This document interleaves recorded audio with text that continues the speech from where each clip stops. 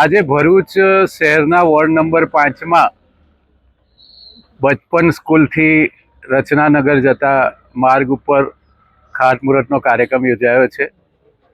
કુલ મળીને રચનાનગરની આસપાસ 12 જેટલા જુદા જુદા સ્થાનો ઉપર જુદી જુદી સોસાયટીઓમાં સીસી રોડ અને પ્યોર બ્લોક લગાવવાના કામોનું ખાતમુહૂર્ત થયું છે.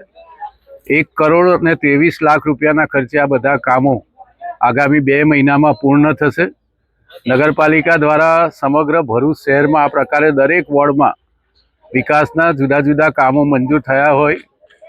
ચોમાસા પહેલાં કામ પૂરું કરવાનું ટાર્ગેટ નગરપાલિકાએ રાખ્યું છે. એટલા માટે અલગ અલગ એજન્સીઓને આમંત્રિત કરીને એ પ્રકારે ટેન્ડરની વ્યવસ્થા કરવામાં આવી છે કે જેના કારણે તમામ વોર્ડમાં એક સાથે કામો શરૂ થાય.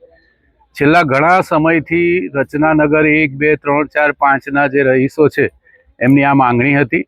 હવે જે બચપન સ્કૂલ જે મેઇન રોડ છે નર્મદા નિગમથી જ્યોતિનગરનો એની સાથેથી આ રસ્તાઓ જોડાઈ જશે. આ પહેલાં પણ આપણે તાલુકા પોલીસ સ્ટેશનની સામેથી મુખ્ય માર્ગ રચનાનગરનો બની રહ્યો છે.